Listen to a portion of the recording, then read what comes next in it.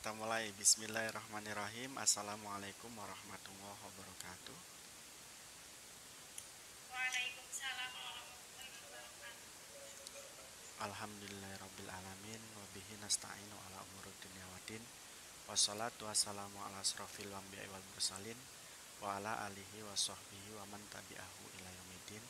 Qala Allahu ta'ala fi Qur'anil adim. Rabbi shrah li sadri wa yassir li amri. Wahlul 'uqdatam min lisani yafqahu qawli. Subhanaka la ilma lana illa ma 'allamtana innaka antal alimul hakim.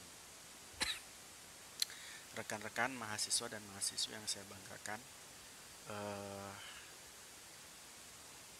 hari ini kita masih melaksanakan kegiatan Tridharma, proses belajar mengajar kita, dan insya Allah sebagaimana tadi saya katakan, insya Allah hari Rabu ya kita liburnya. Oleh karena itu kita hari ini tetap melaksanakan kegiatan proses belajar mengajar. Untuk hari ini di pertemuan keempat kalau nggak salah ya, kita akan mempelajari berkait tentang trilogi ajaran agama Islam. Dalam kaitan ini, apa itu iman, apa itu Islam, apa itu ihsan, dan bagaimana penerapannya dalam kehidupan sehari-hari, baik sebagai seorang hamba ataupun baik sebagai warga negara yang baik ya. Jadi Islam itu intinya hanya 3 hal ini saja. Oleh karena itu kita pahami coba sedikit berkait tentang iman, Islam, dan ihsan. Nah, trilogi ajaran Islam yakni iman, Islam, dan ihsan ini sebenarnya sudah disindir dan dimuat di dalam sebuah hadis Nabi Muhammad SAW, dan hadis tersebut sudah sangat masyhur dan sangat sering kita dengar ya, berkait tentang apa itu Islam, apa itu ihsan, apa itu iman. Hadis tersebut adalah hadis yang diriwayatkan oleh Sayyidina Umar bin Khattab ya. Satu ketika Sayyidina Umar bersama dengan para sahabat dan Nabi itu duduk-duduk di sebuah tempat atau duduk-duduk di masjid. Nah, pada saat itu kemudian ada seseorang yang datang begitu ya, dengan menggunakan pakaian berwarna putih dan kemudian duduk bersama Nabi dan menempelkan lututnya ke lutut Nabi. Nah, pada saat itu sahabat pun kaget begitu. Ini siapa? Tiba-tiba kok kemudian datang, duduk, terus kemudian menempelkan lututnya kepada lututnya Kanjeng Nabi Muhammad SAW. Nah, pada saat itu para sahabat masih menahan diri ya. Dilihat dulu apa yang akan dilakukan lelaki ini kepada Nabi Muhammad. Nah, pada saat itu apa yang dicurigai oleh sahabat kepada lelaki ini yang seolah-olah tidak sopan begitu ya, datang kepada Nabi, ternyata dia mempertanyakan yang pertama adalah Islam ya, dengan mengatakan, ya Muhammad akhbirni anil Islam, wahai Nabi Muhammad, kabarkan kepadaku berkait tentang Islam.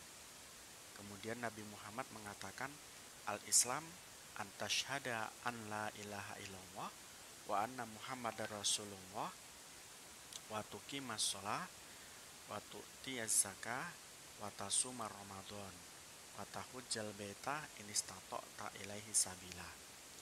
Jadi lelaki ini duduk bersama Nabi dengan meletakkan lututnya kepada lutut Nabi, dan pada saat itu dia bertanya, wahai Rasulullah, kabarkan kepadaku berkait tentang Islam.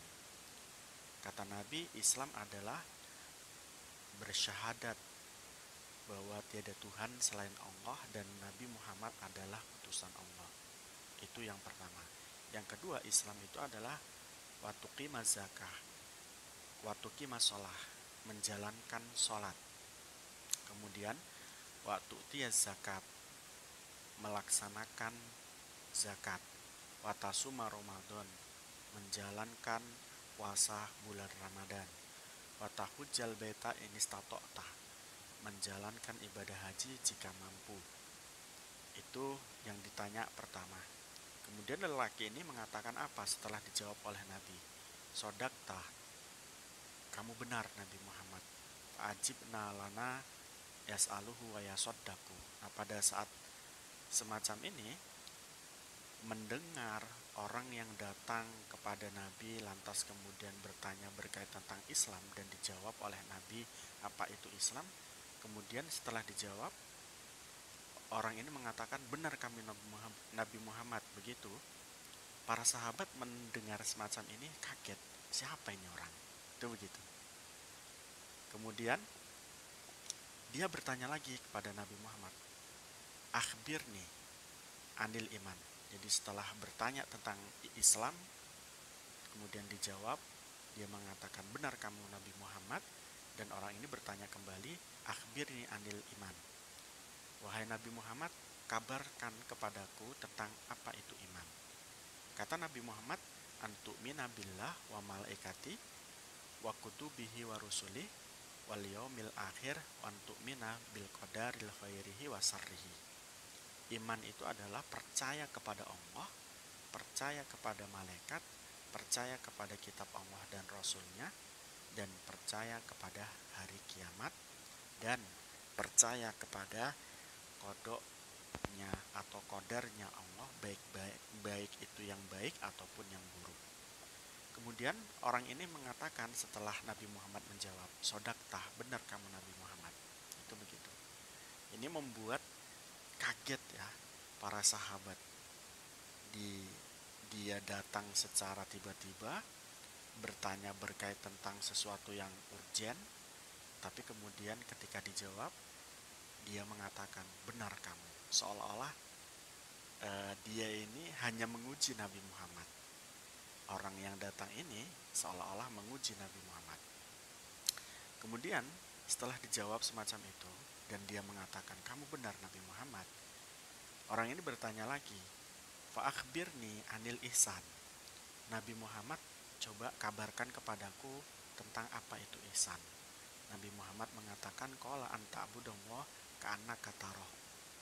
Sembahlah Allah sebagaimana seolah-olah engkau melihat Allah. Jadi menyembah Allah seolah-olah kita dilihat oleh Allah. Jadi khusyuk ya. Fa ilam takun tarahu fa inna yaraka gitu ya. Fa ilam takun tarahu fa innahu yaraka. Kalau kamu tidak bisa melihat Allah, ya, dalam hati kamu harus mengatakan kamu telah dilihat oleh Allah. Gitu ya. Kita tidak bisa lihat Allah, tapi Allah bisa lihat kita. Itu yang disebut dengan ihsan. Rawahul Muslim. Hadis ini diriwayatkan oleh Imam Muslim.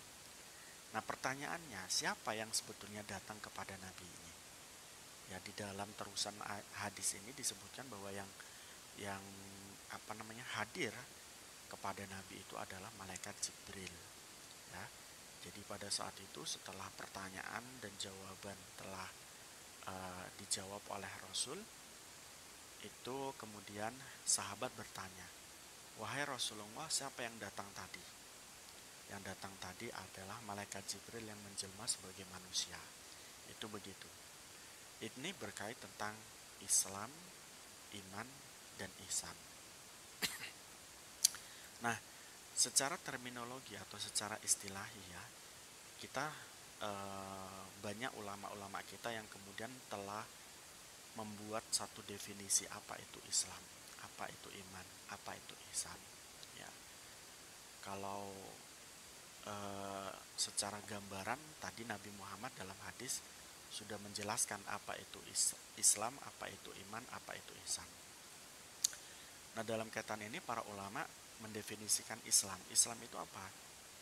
Islam artinya adalah pasrah atau tunduk ya secara total kepada ajaran-ajaran Islam yang diberikan oleh Allah kepada kita.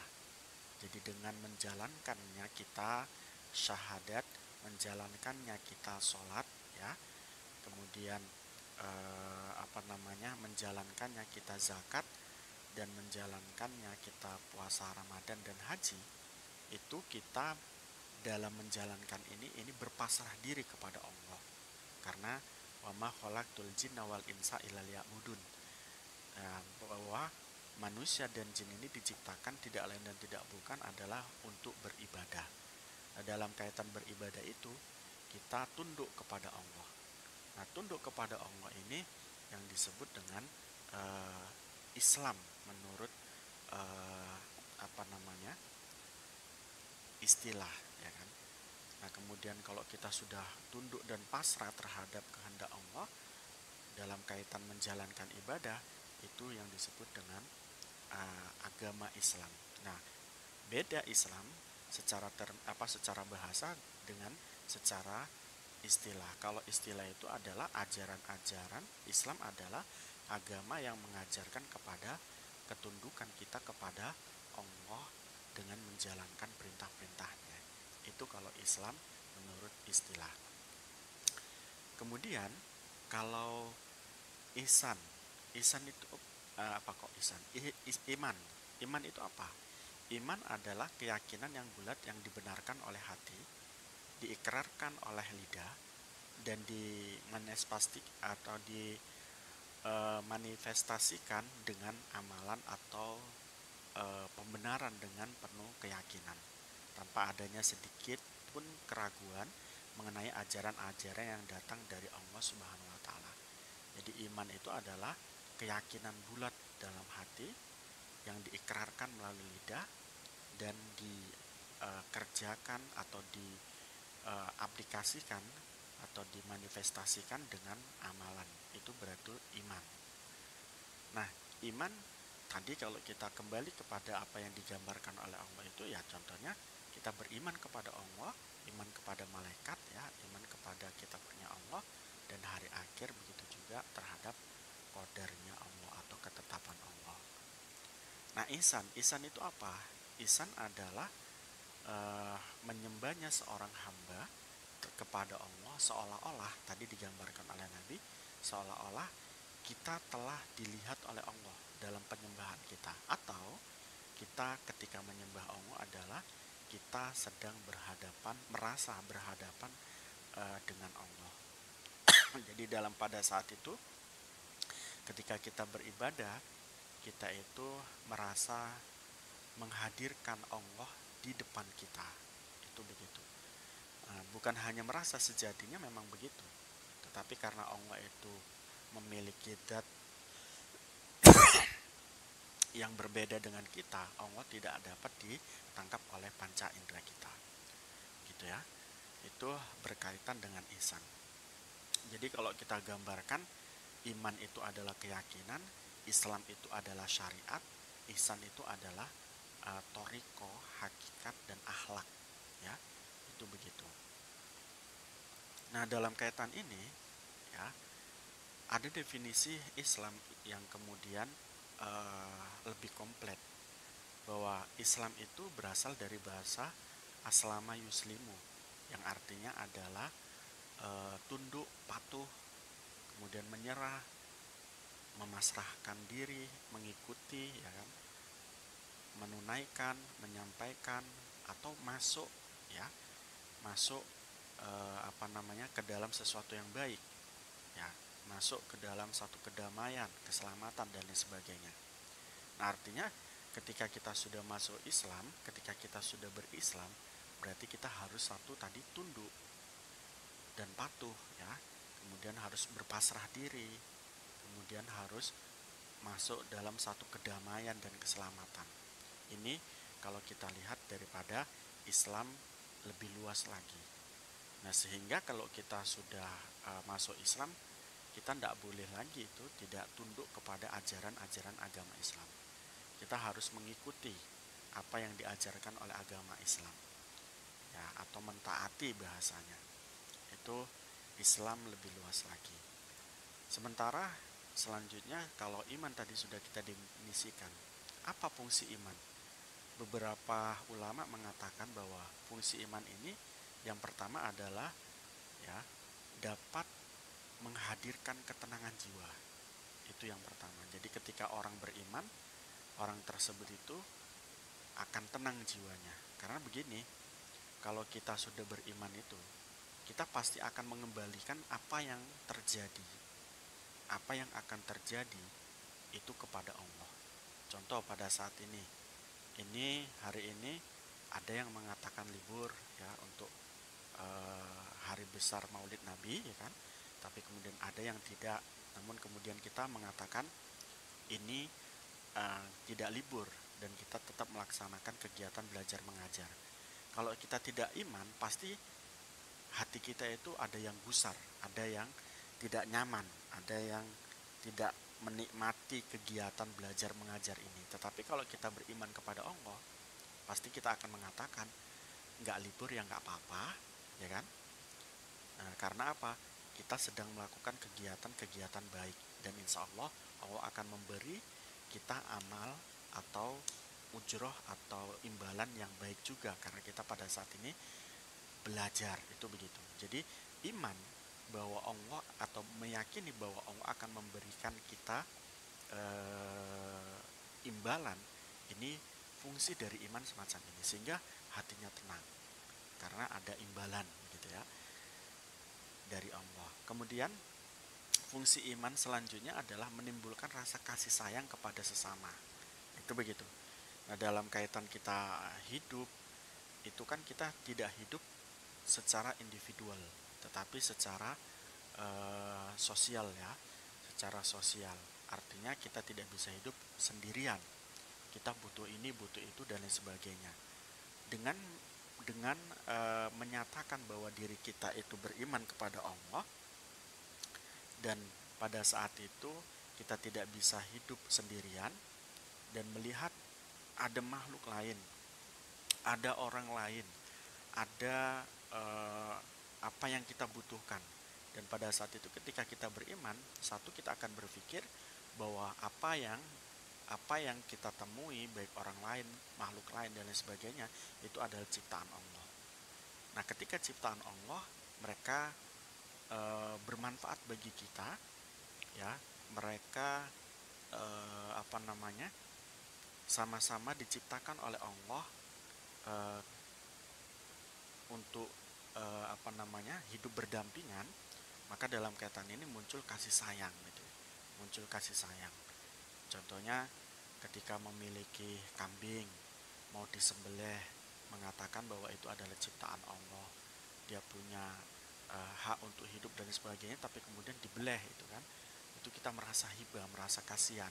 Itu namanya itu karena munculnya keimanan. Tetapi kalau kita tidak beriman itu mungkin lebih kita akan melakukan atau memberlakukan hewan semacam ini tidak semacam ada kasih sayangnya kepada hewan tersebut. Begitu juga dengan orang lain. Jadi saya dan Anda ini gitu ya, ketika tidak ada rasa kasih sayangnya dalam proses belajar mengajar ini mungkin saya tidak akan mengajar juga. Tetapi karena saya merasa bahwa Anda memiliki kewajiban untuk belajar, Anda terkena taklif dari Allah untuk belajar, itu saya yakini, maka dalam kaitan ini saya mengajar di jenengan ini. Itu begitu. Jadi fungsi iman itu akan menyebabkan kasih sayang. Karena pun saya menyayangi jenengan, mengasihi jenengan, sebagaimana sebelumnya ketika kontrak belajar saya katakan, kita dalam ruang belajar ini kita harus punya hubungan yang spesial ya, karena ilmu itu kalau tidak ada hubungan spesial antara guru dan muridnya tidak akan sampai. Itu sering saya katakan atau pertama kali saya katakan begitu. Kemudian iman ini akan meningkatkan tali persaudaraan yang tertuju pada Allah. Jadi Allah mengatakan itu wa'tasimu bihablillah wala tafarraqu gitu ya. Jadi kita ini harus bersaudara, berpegang teguh kepada tali Allah. Dan pada gilirannya Kenapa kita harus berpegang teguh kepada tali Allah? Karena kita ini adalah sama-sama hamba Allah tadi. Ya, sama-sama hamba Allah yang sama-sama mendapat kewajiban, mendapat larangan. Itu begitu. Jadi iman dengan adanya itu, dengan adanya kita beriman kepada Allah, kita kemudian akan mematuhi apa yang diperintahkan oleh Allah. Dalam kaitan ini adalah wa'tasimu bihablillah. Kalau tidak beriman, kita mungkin akan bercerai-berai kan gitu. Kemudian membebaskan jiwa dari kekuasaan sesama manusia.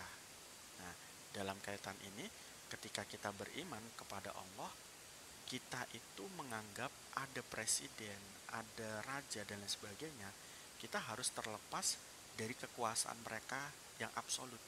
Karena kekuasaan yang absolut itu hanya pada Allah. Artinya begini, kita bisa bebas dari mereka itu pada aturan-aturan yang membuat maksiat. Ya. Jadi kita tidak boleh mengikuti raja-raja atau penguasa-penguasa dalam hal kemaksiatan. Itu yang disebut dengan membebaskan jiwa dari kekuasaan manusia. Nah, sementara kalau itu adalah hal yang baik, tentu dalam kaitan ini kita tidak boleh melanggar aturan yang baik tersebut, ya, yang dibuat oleh penguasa kita. Nah, kemudian timbulnya jiwa keberanian untuk membela kebenaran. Dalam kaitan ini, ya, Islam itu adalah agama yang kecil. Di Indonesia saja, Islam ini agama yang besar. Namun ketika kita lihat bahwa di dunia, Islam itu dibanding dengan agama lain itu adalah minoris, ya. Nah, tetapi kemudian ketika kita melihat perjuangan Islam itu sendiri dari zaman Rasulullah yang jumlahnya sangat sedikit waktu itu, kemudian melawan beberapa melawan beberapa pasukan yang jumlahnya tidak sedikit, itu berani.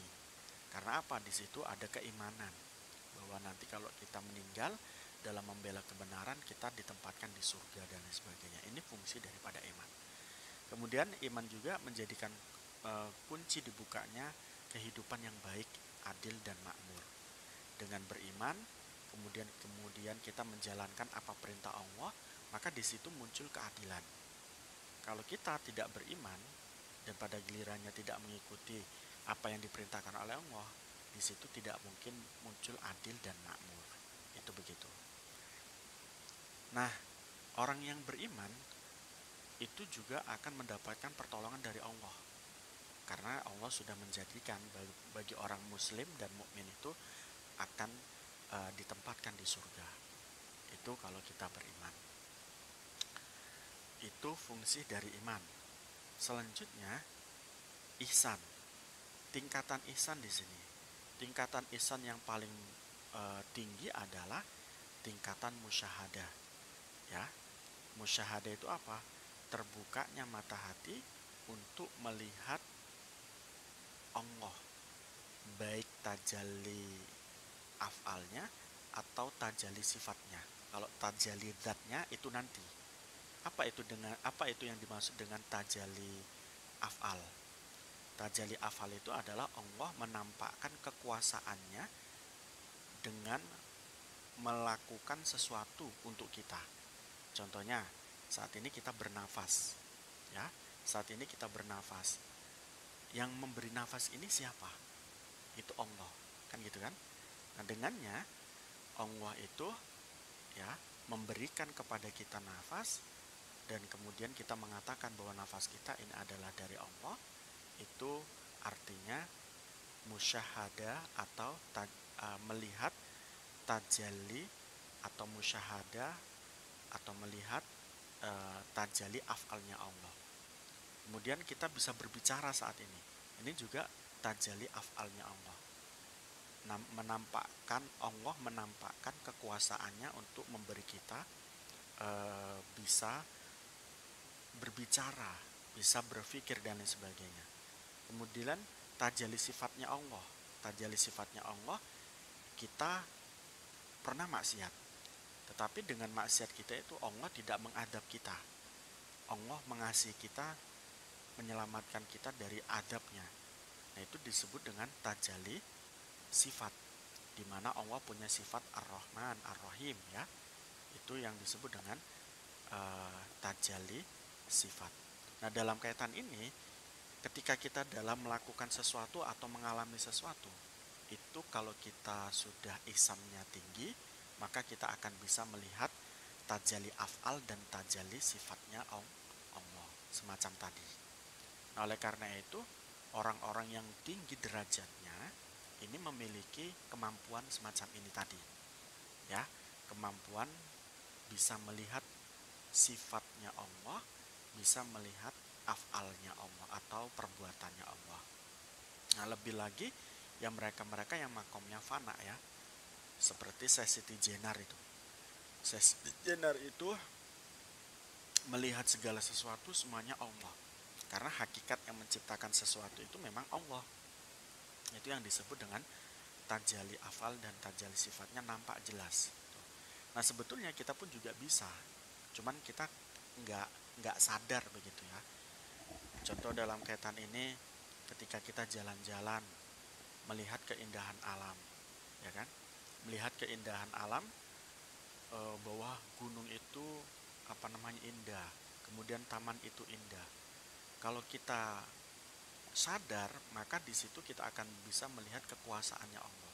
Itu yang disebut dengan tajalli sifat, bahwa Allah innallaha kulli syai'in qadir. Allah itu maha kuasa menciptakan gunung yang indah, menciptakan taman yang indah. Itu yang disebut dengan ihsan dalam tingkatan yang tinggi. Kemudian ihsan dalam tingkatan yang kedua, yakni tingkatan muqarabah atau muraqabah, ya. Muraqabah, ya. Tingkatan muraqabah ini adalah tingkatan bahwa seseorang itu ketika dia dalam keadaan beribadah kepada Allah itu adalah bertujuan untuk mendekatkan diri kepada Allah, ya, ataupun dalam pada aktivitas-aktivitas yang baik. Orang tersebut itu ketika melakukan aktivitas baik adalah untuk mendekatkan diri kepada Allah, untuk disayangi oleh Allah. Nah, dalam kaitan ini contohnya begini nih, kita belajar nih. Kita belajar, kemudian belajarnya kita ini tidak ada tujuan lain selain mencari ilmu, mengikuti perintah Allah dan Rasul. Dan yang ketiga adalah saya ingin, siapa tahu dengan belajar ini Allah dekat dengan saya, memperhatikan saya, dan lain sebagainya. Karena apa? Belajar ini juga perintah Allah. Begitu juga dengan ibadah kita. Ibadah kita itu, ya, diperuntukkan untuk apa? Untuk mendekatkan diri kepada Allah, untuk berbisik kepada Allah. Ini tingkatan kedua. Nah, tingkatan yang paling rendah adalah ini, ihsannya seseorang adalah melakukan ibadah untuk mencari surga. Itu. Jadi kalau ihsannya paling rendah, kenapa kamu ditanya, kenapa kamu sholat? Saya pingin masuk surga. Kenapa kamu belajar? Saya pingin jadi presiden. Nah, itu tingkatan ihsan yang paling rendah. Jadi yang paling tinggi tadi, kenapa kamu sholat? Saya pingin melihat atau membuktikan bahwa Allah itu memiliki tajalli dat dan tajalli sifat, begitu, ya. Itu semacam itu. Jadi saya sholat ini adalah karena saya melihat Allah itu menakdirkan saya untuk bisa sholat dan lain sebagainya. Itu begitu. Sehingga ketika saya sholat itu merasa diawasi oleh Allah dan lain sebagainya. Kalau yang tingkatan kedua itu saya sholat adalah untuk mendekatkan diri kepada Allah. Itu begitu. Itu tentang tingkatan ihsan. Nah, selanjutnya, bagaimana kalau seandainya ihsan, Islam, iman ini kita terapkan dalam kehidupan sehari-hari bernegara? Dalam kaitan ini, ya, contohnya yang sebagaimana di slide saya yang terakhir ini, ya. Jadi kalau kita menjalankan iman atau Islam, iman dan ihsan dalam kehidupan sehari-hari, dalam kaitan ini, ya, lakukan kewajiban-kewajiban sebagai warga negara. Kemudian ketika kita telah melakukan kewajiban-kewajiban sebagai warga negara itu, kita berkeyakinan apa yang kita lakukan dengan mengikuti kewajiban-kewajiban bernegara ini pasti dibalas oleh Allah, diridhoi oleh Allah. Setelah semacam itu kemudian, maka kemudian muncul ya rasa kebaikan, rasa melihat bahwa kita ketika melakukan kebaikan tersebut itu dilihat oleh Allah. Itu semacam itu. Nah, oleh karena itu dalam kehidupan sehari-hari baik Islam, iman, ihsan ini dapat diterapkan. Secara faktualnya begini nih. Jadi menjalankan syariat sesuai dengan rukun syarat juga tidak melanggar hak orang lain. Itu adalah cara Islamnya kita dalam beragama, gitu ya. Kemudian ketika kita sudah melakukan hal tersebut, kita meyakini bahwa hal tersebut pasti akan mendapatkan kebaikan. Itu akan mendapatkan kebaikan dari Allah.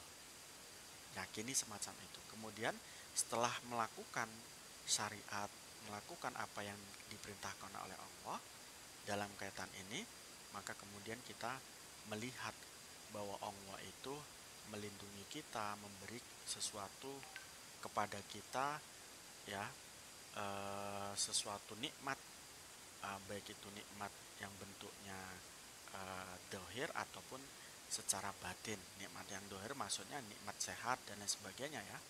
Kalau yang batin itu adalah nikmat iman dan lain sebagainya.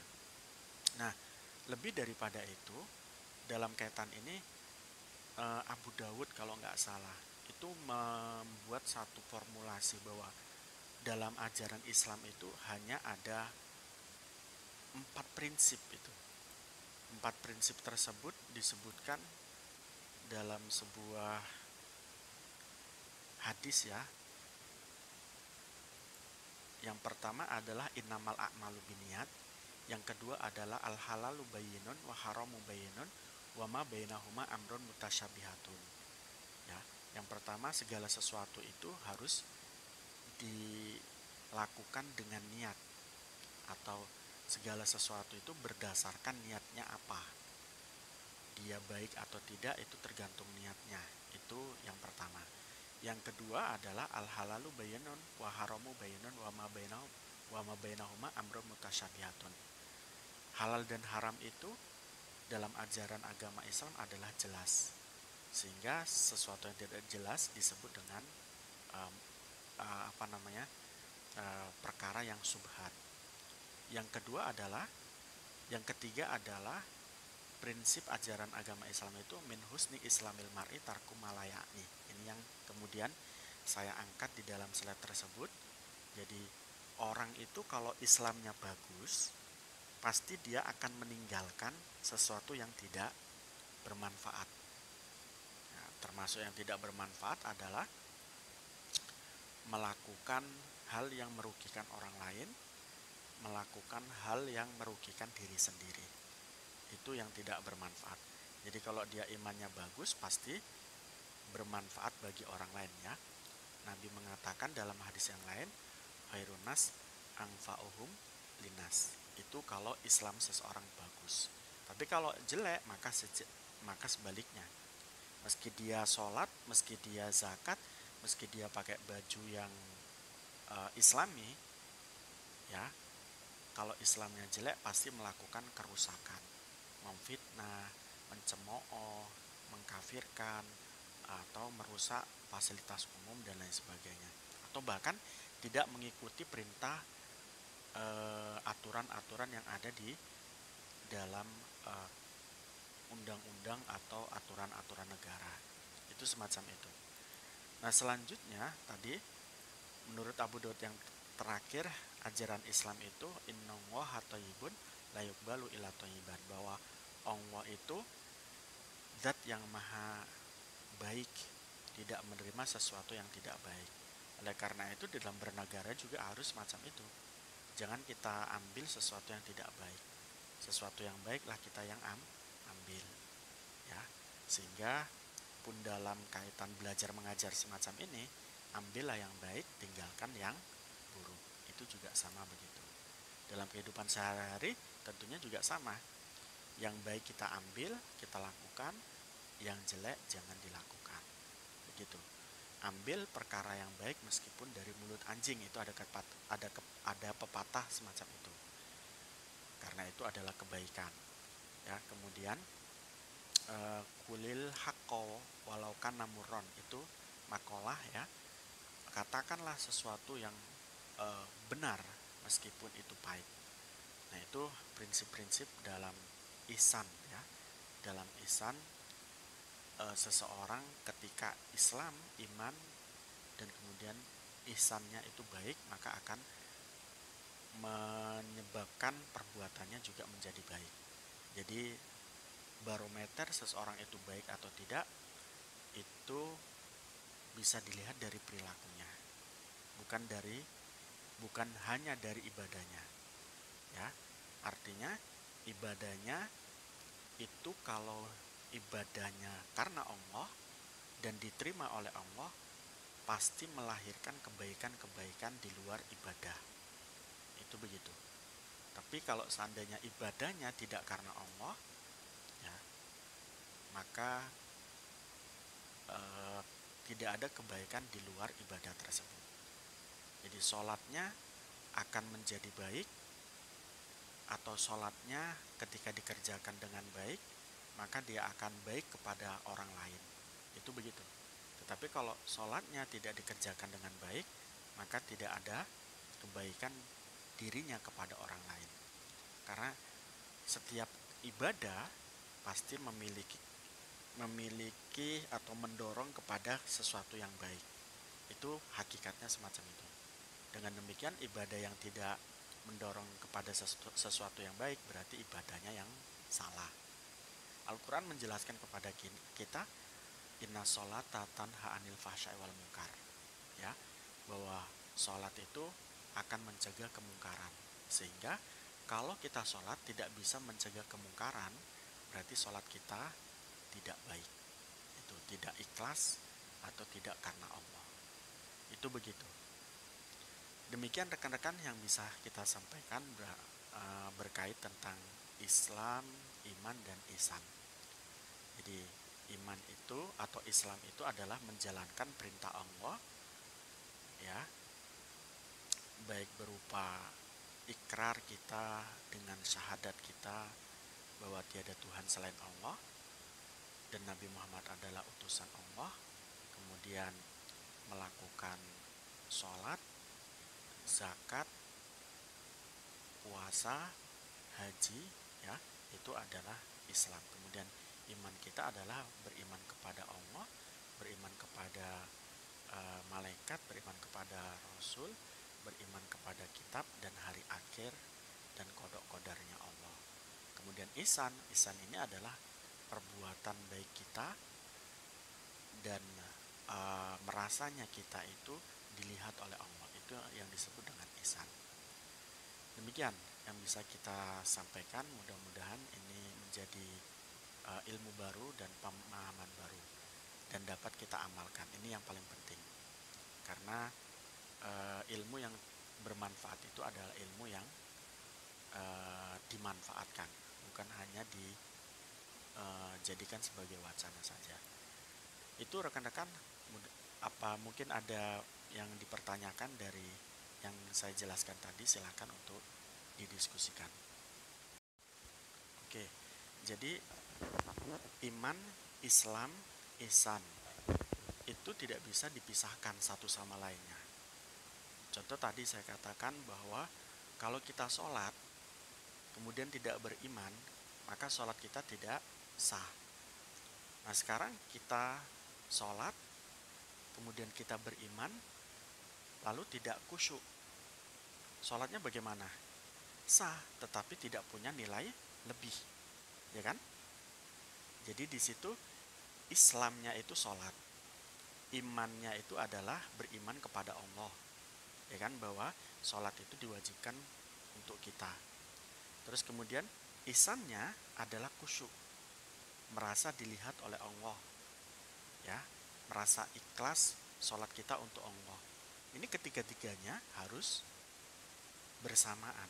Kalau salah satunya pincang, tidak ada, maka sholat tersebut kurang sempurna. Ya, contohnya tadi itu kita sholat tapi tidak beriman, ya, maka sholat kita tidak sah. Karena untuk menjalankan sholat itu salah satunya harus beriman agar diterima oleh Allah, masuk surga. Yang kedua, kita sholat menjalankan Islam tapi kemudian beriman juga, tetapi tidak ihsan, tidak merasa dilihat oleh Allah, alias tidak khusyuk, maka juga kurang, kan gitu kan, kurang. Nah, dalam kaitan ini ihsan saja, merasa dilihat oleh Allah tapi tidak sholat. Nah, apa kita tidak berdosa? Berdosa, ya kan? Tidak beriman, apalagi kan gitu kan. Tentu tiga-tiganya ini harus sama gitu loh, harus sama. Jadi iman, Islam dan ihsan ini harus berbarengan, tidak bisa dipisahkan. Ya, begitu. Jadi kalau kita sholat itu harus beriman kepada Allah dan harus kita harus kita hiasi diri kita gitu ya, dengan pakaian yang bagus, dengan wewangian, itu namanya ihsan itu ya. Jadi kalau kita mau bertemu dengan Allah, pakai pakaian bagus, kemudian pakai wewangian, itu namanya juga ihsan gitu. Itu begitu. Banyak sekali sih contohnya daripada ihsan tersebut. Jadi ketiganya pokoknya nggak bisa dipisahkan karena harus bersamaan. Nah, sayangnya dari kita itu sering memisahkannya, kan gitu kan. Pokoknya udah sholat ya sudah, ya kan. Kemudian tidak mikirin saya khusyuk atau tidak, kemudian saya pantas atau tidak dengan pakaian semacam ini sholat menghadap Allah. Itu tidak baik juga. Nah, yang baik adalah keseluruhannya dipakai. Begitu.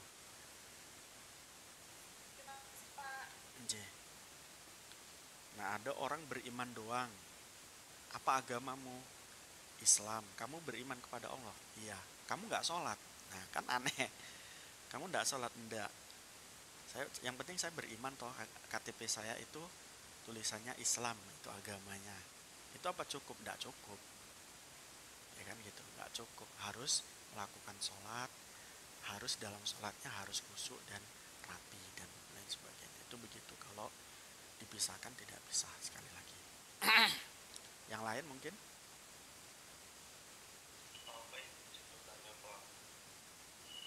Nggih. Ini misal gini ya Pak, teman saya kan ada yang orang tuh nggak pernah sholat tapi ini adanya Allah tapi kok rezekinya lancar gitu Pak, gimana Pak? Apa yang terakhir ini? Rezekinya lancar Pak. Lancar. Oh, Iya, rezekinya lancar. iya, Oke. hanya dagang tapi dagangannya lancar terus itu gimana Pak? Oke. Padahal dia nggak pernah sholat, nggak pernah apa-apain Pak. Oke. Ya. Salah satu ujian Allah untuk orang itu dibenci oleh Allah adalah dibanyakkan rizkinya, tetapi rizkinya tidak bisa mendekatkan diri kepada Allah. Ya, itu begitu. Salah satu orang dibenci oleh Allah adalah dengan cara dibanyakkan rizkinya, tetapi rizkinya tidak bisa mendekatkan diri kepada Allah. Ini adalah adab Allah yang sangat keji setelah kafir dan kufur. Jadi rizkinya dibanyakkan oleh Allah. Itu hadis nanti. Saya lupa teks hadisnya itu. Jadi kalau saya bacanya itu di Wasoyatul Mustafa. Ya. Jadi di situ disebutkan salah satu bentuk Allah membenci hambanya adalah diberinya rizki yang banyak tapi tidak bisa mendekatkan diri kepada Allah. Artinya begini, rizki itu tidak berkaitan erat dengan ibadah. ibadah tidak bisa mendatangkan rizki. Oke? Ibadahmu sealim apapun itu tidak bisa mendatangkan rizki. Contoh Nabi Muhammad. Nabi Muhammad kaya atau miskin? Miskin toh. Makan saja beliau itu harus diantar dari sahabat. Gak bisa makan.